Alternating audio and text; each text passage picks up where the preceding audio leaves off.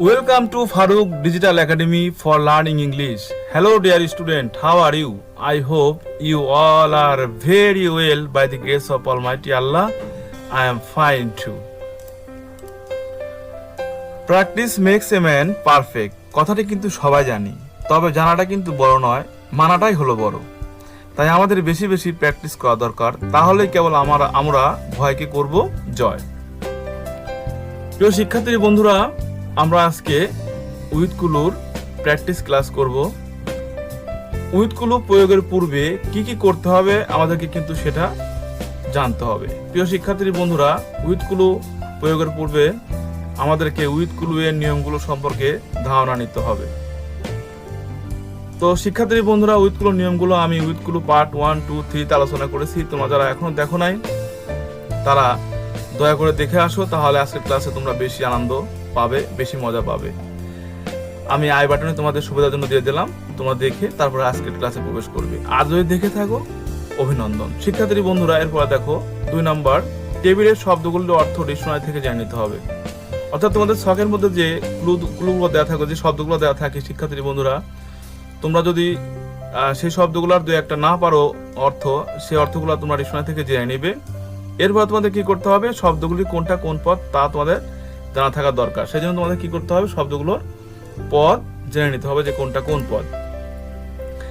আর এই বিষয় সম্পর্কে আমি আলোচনা করেছি বেসিক গ্রামার পার্ট 4 এর এতে। তো শিক্ষার্থী বন্ধুরা, তোমরা ইচ্ছা করে দেখে আসতে পারো, আমি আই বাটনে দিয়ে দিলাম, আর দেখা থাকলে বেটার। এরপর দেখো কি করতে হবে, প্যাসেজটি প্রথম থেকে শেষ পর্যন্ত একবার পড়ে প্যাসেজের মূল বিষয় সম্পর্কে অবগত হতে হবে। শিক্ষার্থী বন্ধুরা, প্যাসেজটি কি সম্পর্কে বলা হচ্ছে, কি সম্পর্কে আলোচনা করা হচ্ছে তার সম্পর্কে তোমার অভিজ্ঞতা, তোমার নলেজ থাকতে হবে। শিক্ষার্থী বন্ধুরা, আমি আজকের যে ক্লাসটি আলোচনা করব, এই ক্লাসটি মূলত যারা দুর্বল স্টুডেন্ট, যারা মধ্যম এবং যারা ট্যালেন্ট গোল্ডেন প্রাপ্ত সবার জন্য এই আজকের ক্লাসটি সমান উপযুক্ত। শিক্ষার্থী বন্ধুরা, যে যেভাবে নিতে পারে। তো আশা করব তোমরা অবশ্যই আজকের ক্লাস থেকে ভালো কিছু পাবে। সেজন্য তোমাদের প্রথম থেকে শেষ পর্যন্ত ভিডিওটি মনোযোগ সহকারে দেখতে হবে। Today you are going to enjoy the real taste of using with clues for filling gaps. Are you mentally ready? Then let's start the practice class. শিক্ষার্থী বন্ধুরা, আমরা কিন্তু প্র্যাকটিস ক্লাসে চলে এসেছি। দেখো, fill in the blanks with the words from the box. You may need to change the form of some words. You may need to use one word more than once. শিক্ষার্থী বন্ধুরা, কথাটা কিন্তু খুবই গুরুত্বপূর্ণ। এটি তোমার প্রশ্নের ইনস্ট্রাকশন। এই ইনস্ট্রাকশন তোমাকে পড়ে নিতে হবে যে কি করতে হবে তোমাকে। এটা প্রশ্ন না পড়লে কিন্তু বোঝা যাবে না। দেখো, এখানে বলা হচ্ছে যে তোমাকে শূন্যস্থান পূরণ করতে হবে কি দিয়ে, the words from the box. Box থেকে যে শব্দ দেওয়া আছে, এই যে এখানে দেখো একটা বক্স দেওয়া আছে, এই বক্স থেকে তোমাদেরকে কি করতে হবে, শব্দ নিয়ে শূন্যস্থান পূরণ করতে হবে। নিচে শূন্যস্থান রয়েছে, এই শূন্যস্থানগুলো পূরণ করতে হবে। তো এখন পূরণ তো করতে হবে, কিন্তু এখানে ইনস্ট্রাকশনটা কি, you may need to change, তোমার প্রয়োজন করতে হতে পারে, the form of some word, কিছু শব্দের রূপ পরিবর্তন করতে হতে পারে। অর্থাৎ একরকম পদ দেওয়া থাকলে তোমাকে অন্যরকম পদে পরিণত করতে হবে। এরপরে বলা হচ্ছে যে you may need to use one word more than once, তুমি একটা শব্দ একবারের বেশি ব্যবহার করতে পারো যদি তোমার প্রয়োজন হয়। তো শিক্ষার্থী বন্ধুরা, মূলত আজকের ক্লাসটি কিন্তু অষ্টম, নবম, দশম এবং এইচএসসি সকল পরীক্ষার্থীদের জন্যই তুলে ধরেছি আমি। সবাই এই ক্লাস থেকে উপকৃত হবে। তবে আমি ক্লাসটি নিয়েছি এসএসসি পরীক্ষার ঢাকা বোর্ড 2017 সালের প্রশ্ন থেকে।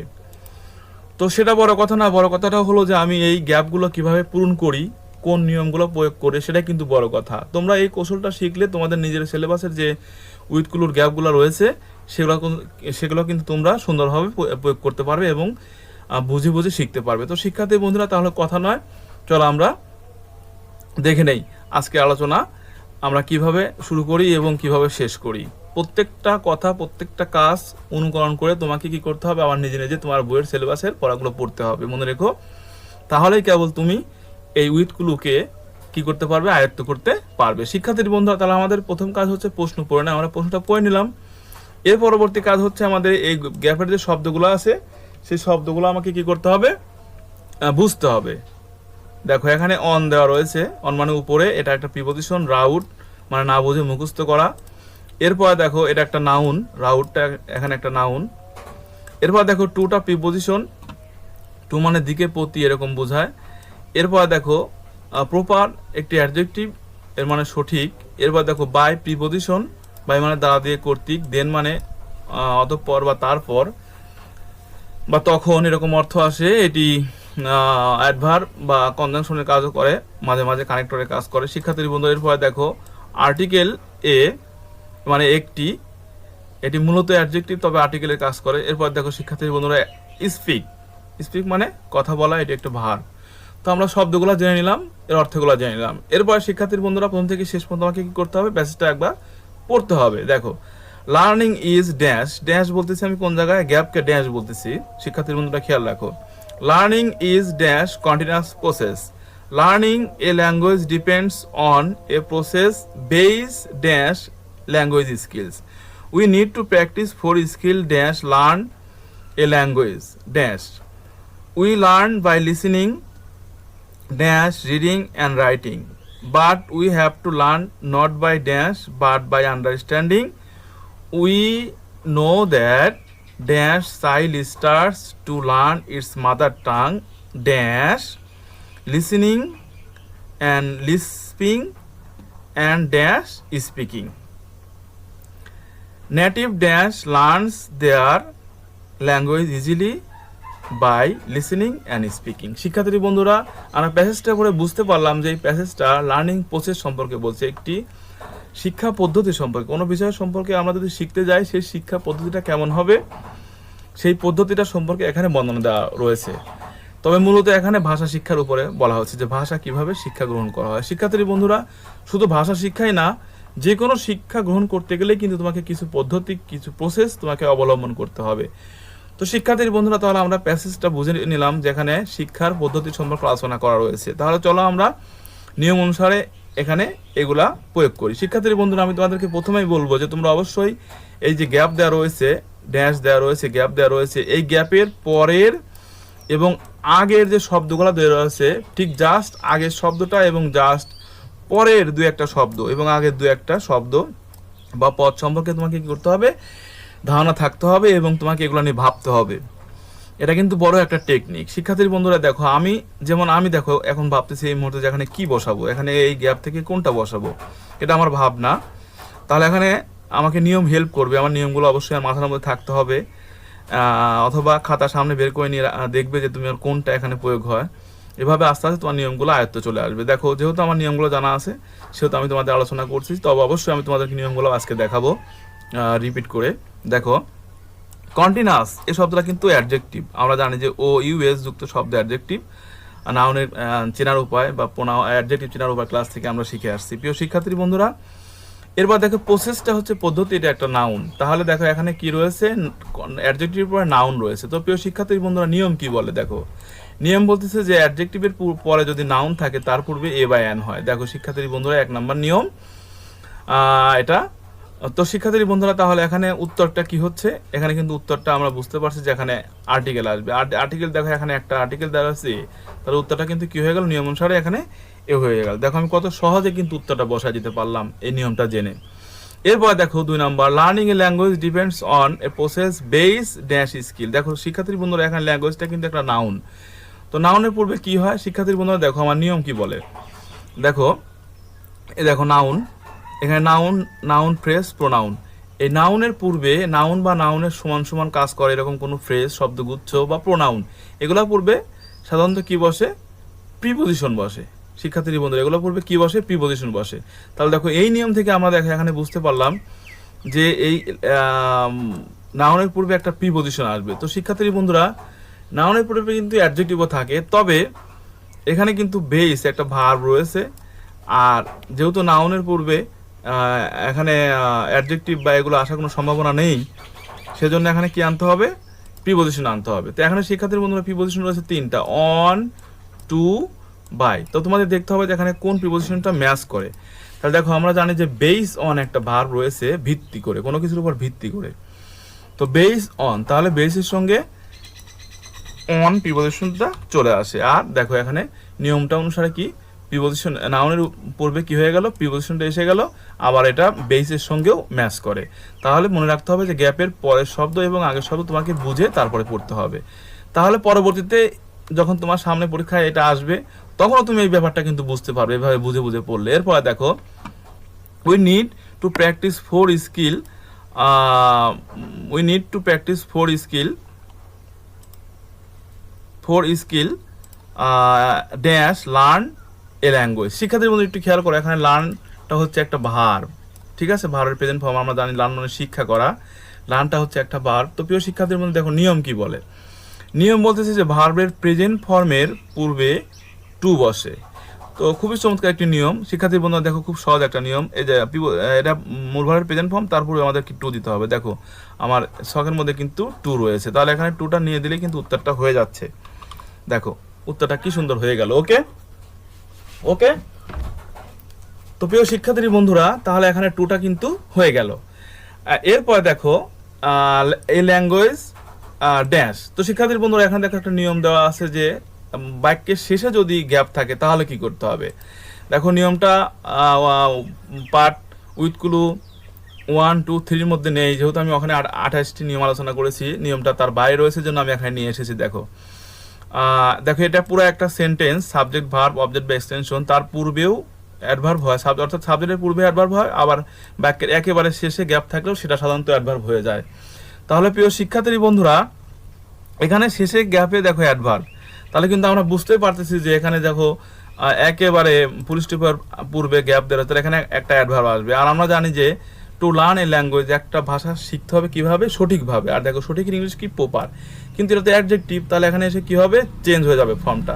দেখো এখানে বলা হয়েছে যে to change the form of some word, তোমার কি করতে হবে, কোনো শব্দের রূপ বা ফর্ম তোমাকে প্রয়োজন, রূপ চেঞ্জ করা প্রয়োজন হতে পারে। তো শিক্ষার্থী তাহলে প্রপারকে অ্যাডজেক্টিভ অ্যাডভার্ব করলে কি হবে, যেহেতু আমরা নিয়ম দেখলাম যে এখানে অ্যাডভার্ব হবে, তাহলে প্রপারকে যদি আমরা অ্যাডভার্ব করি তাহলে প্রপারলি, উত্তরটা কি হয়ে যাচ্ছে, প্রপারলি। তো প্রিয় শিক্ষার্থী বন্ধুরা, নিশ্চয়ই তোমরা বুঝতে পারছো যে এখানে উত্তর কি হচ্ছে, প্রপারলি, অ্যাডভার্ব হয়ে গেল। দেখো এটা নিয়ম অনুসারে কি হয়ে গেল, অ্যাডভার্ব হয়ে গেল। দেখো কত সহজ, অর্থাৎ বাক্যের শেষে যদি এরকম গ্যাপ থাকে তাহলে সেই গ্যাপে আমরা কি দেবো, অ্যাডভার্ব দেবো। ওকে প্রিয় শিক্ষার্থী বন্ধুরা, এটা মাথায় রেখো, তাই তোমরা উত্তরটা পারবে। এরপর দেখো উই লার্ন বাই লিসেনিং। তো শিক্ষার্থী বন্ধুরা, এখানে দেখো এই গ্যাপের আগে লিসেনিং আছে, ভার্বের সঙ্গে আইএনজি আছে, পরেও রিডিং আছে, এটাও কিন্তু ভার্বের সঙ্গে আইএনজি। তাহলে এখানে একটা এই দুইটার পূর্বে কিন্তু বাই দেওয়া আছে। আর আমরা জানি সকল প্রিপোজিশন পরে যদি কোনো ভার্ব আসে তাহলে ভার্বের সাথে কি হয়, আইএনজি হয়। দেখো সকল প্রিপোজিশন, দেখো নিয়মটা দেখো, সকল প্রিপোজিশনের পরে ভার্বের সাথে কি হয়, আইএনজি হয়, তবে টু হলে হয় না। শিক্ষার্থীর মধ্যে টু হলে কি হয়, টু হলে ভার্বের প্রেজেন্ট ফর্ম হয়। তাহলে এখানে দেখো টু বাদে অন্যান্য সকল প্রিপোজিশনের পর ভার্বের সাথে কি হয়, আইএনজি হয়।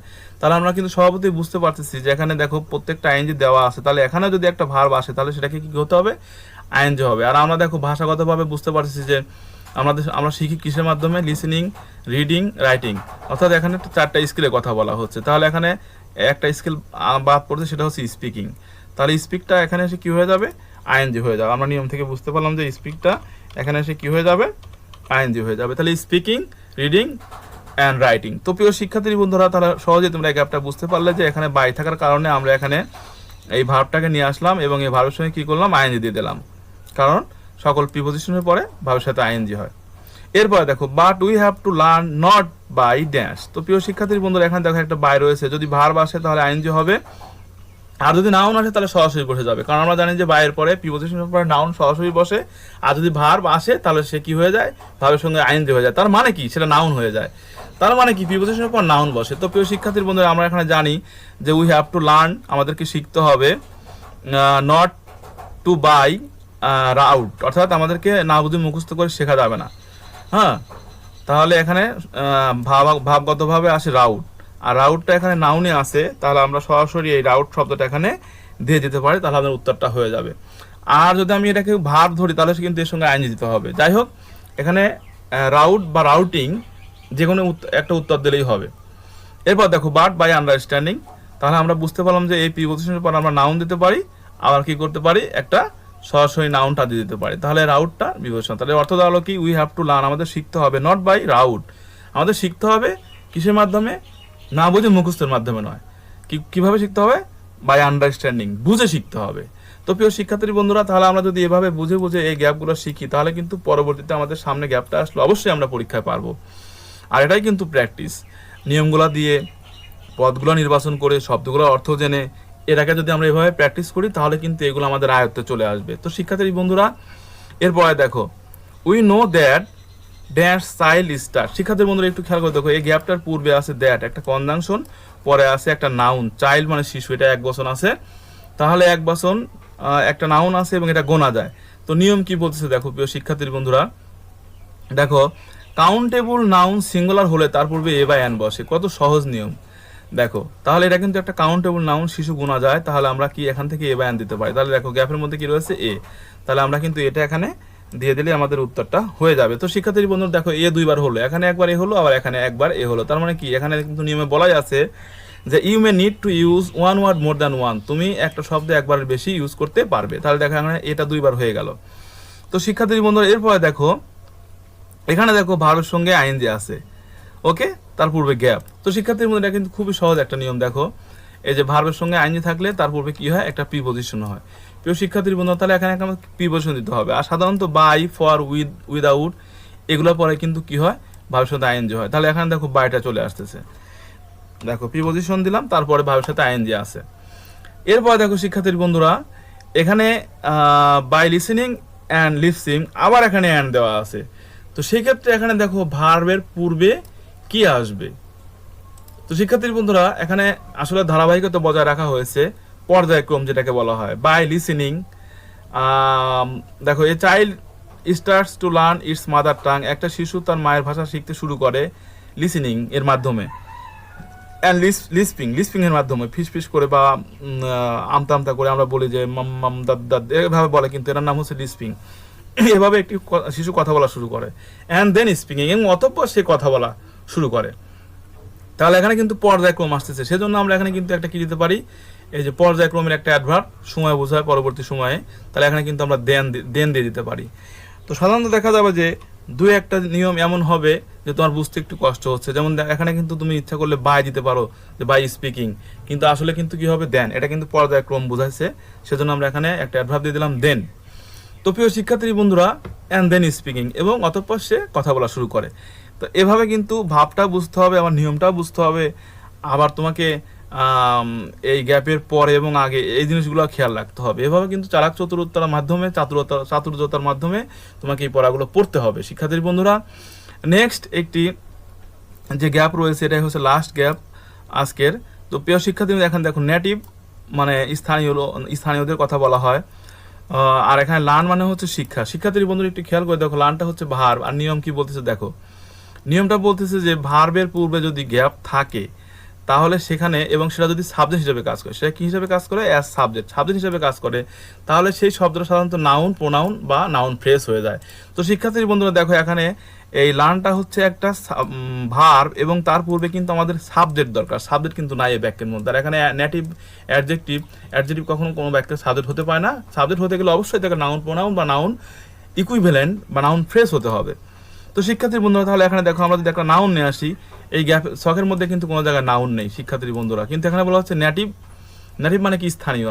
এই স্থানীয়, আর শিক্ষা করা মানে শেখে, লার্ন মানে শেখে, তাই স্থানীয় শেখে, তার মানে কি, স্থানীয় যে লোকজন থাকে, বক্তারা থাকে, যারা কথা বলে তারা থাকে, তারা কিন্তু তাদের ভাষা কি করে, language easily by listening and speaking, তারা কথা বলা এবং স্পিকিং এর মাধ্যমে সহজে শিখতে পারে। তাহলে এখানে একটা শব্দ রয়েছে স্পিক, এই শব্দটা কিন্তু স্পিকার হয়ে যেতে পারে, নাউন হয়ে যেতে পারে, ওকে। তাহলে দেখো এই শব্দটা কিন্তু নাউন হয়ে গেল, স্পিকার, নেটিভ স্পিকার মানে কি, স্থানীয় লোকজন। কিন্তু এখানে দেখো সাবজেক্টটা রয়েছে, ভার্বটা রয়েছে বহুবচন, ভার্বের সঙ্গে এস নাই। সাধারণত ভার্বের সঙ্গে এস থাকলে একবচন হয়, আর না থাকলে বহুবচন হয়। তাহলে এই ভার্বটা কিন্তু বহুবচন, সেজন্য কি করতে হবে, এই নাউনটাকে, সাবজেক্টটাকে বহুবচন করে দিতে হবে, স্পিকার্স। তো শিক্ষার্থীর বন্ধুরা দেখো, এই স্পিকটা এখানে এসে স্পিকার হলো কেন, আবার স্পিকার হওয়ার পরে এরপর এস দিলাম কেন, এই প্রত্যেকটা বিষয় যদি তুমি বুঝে পড়ো, তাহলে কিন্তু পরবর্তীতেও এই গ্যাপটা তোমার সামনে আসলে তুমি পারবে। তো আশা করি প্রিয় শিক্ষার্থী বন্ধুরা, তোমরা নিশ্চয়ই বুঝতে পারছো যেখানে ভার্ব থাকার কারণে একটা সাবজেক্ট আসবে, আর সাবজেক্টটা নাউন, তাই আমি স্পিকার বানিয়ে দিলাম। এবং নেটিভ স্পিকারের সঙ্গে মেলে যে স্থানীয় বক্তারা, স্থানীয় লোকজনরা কথা বলে বা কথা বলা শেখে, তারা খুব সহজেই কিসের মাধ্যমে কথা বলা এবং শোনার মাধ্যমে, শোনা এবং কথা বলার মাধ্যমে তারা শেখে। তো প্রিয় শিক্ষার্থী বন্ধুরা, আশা করি তোমরা আজকের ক্লাস থেকে কীভাবে উইথগুলো পূরণ করতে হবে, বসাতে হবে, উইথগুলো শব্দ সিলেক্ট করতে হবে বুঝতে পারছো। এবং আমি তোমাদের যেভাবে এই কাজটা করতে বললাম, তোমরা গ্যাপের আগে পরে শব্দগুলো খেয়াল করবে, কোনটা কোন পদ, গ্রুপের পদগুলা কোনটা কোন পদ রয়েছে, ছকের পদগুলা কোনটা কোন পদ, এই বিষয়গুলো কিন্তু তোমাদেরকে বুঝে প্র্যাকটিস করতে হবে। আর এইগুলা পারার জন্য, প্রয়োগ করার জন্য কিন্তু পূর্বে আমি উইথগুলোর অনেকগুলা ক্লাস দিয়েছি। প্রত্যেকটা ক্লাস ধারাবাহিকভাবে তোমরা শিখে এসে আজকের ক্লাসে ঢুকো, তাহলে অবশ্যই তোমরা আমার কথাগুলো বুঝতে পারবে এবং আজকের ক্লাসে তুমি মজা পাবে। তো প্রিয় শিক্ষার্থী বন্ধুরা, আশা করি তোমরা এই গ্যাপগুলো বুঝতে পেরেছো এবং এভাবে তোমরা বাসায় প্র্যাকটিস করবে। অন্য গ্যাপগুলো বুঝতে সমস্যা হলে আমাকে অবশ্যই কমেন্ট করবে, কমেন্ট বক্সের মাধ্যমে। ভিডিওর নিচে যে কমেন্ট বক্স থাকে সেখানে কমেন্ট করে জানাবে, স্যার আমরা এই জিনিসটা বুঝি নাই, আবার একটু বলেন, তাহলে আমি সেখানে তোমাদেরকে বুঝিয়ে দেবো। তো প্রিয় শিক্ষার্থী বন্ধুরা, অবশ্যই তোমরা ভালো থাকো। আর ভিডিওটা যদি একটু ভালো লাগে অবশ্যই লাইক, কমেন্ট এবং শেয়ার করতে ভুলবে না। আর তুমি যদি আমার চ্যানেল নতুন হয়ে থাকো শিক্ষার্থী বন্ধুরা, অবশ্যই মনে রাখবে যে এই চ্যানেলটি তোমাদের পড়াশোনার সুবিধার জন্যই সৃষ্টি করা হয়েছে। ইংরেজিকে গবেষণা করে তোমাদের সামনে কিভাবে সহজে তুলে ধরা যায় সেই চেষ্টাই কিন্তু আমার।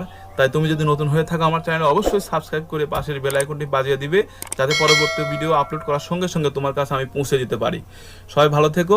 পরবর্তী ক্লাস দেখার আমন্ত্রণ জানিয়ে আজকের মতো এখানেই বিদায়। See you to my next class. Good by.